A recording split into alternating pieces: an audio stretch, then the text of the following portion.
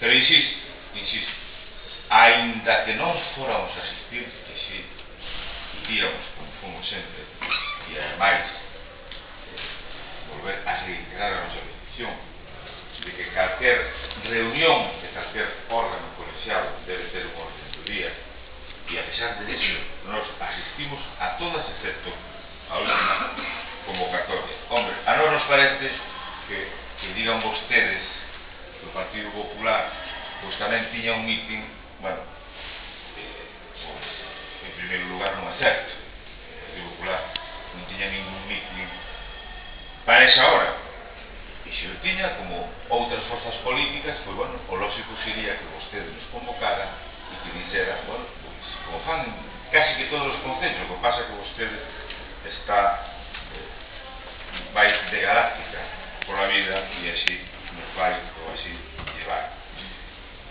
O Partido Popular, que quede ben claro, non tiña ningún meeting, o vai a celebrar a cena do Tomillo, que tiñan un meeting e teñen que acarrezar facer aquilo que tanto criticaban ao Partido Popular. Son vostedes que o teñen en Vigo, son vostedes que o teñen en Vigo. Por lo tanto, en definitiva, os concelleiros do Partido Popular están traballando.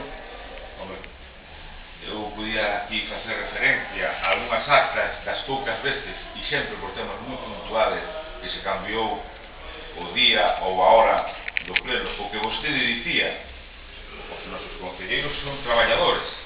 Bueno, neste caso, os concelleiros do Partido Popular tamén son traballadores. En canto ao tema das mocións, pois dicirlle que unha vez máis pois meten a que queren meter unha moción aí do Grupo Municipal do Partido Popular.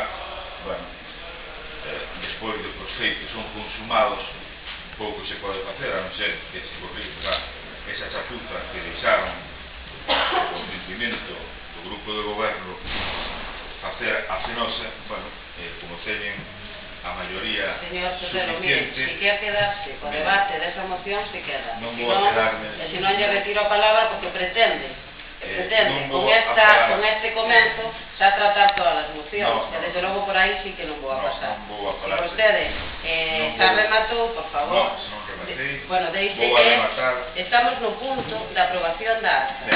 Se vai a falar do tema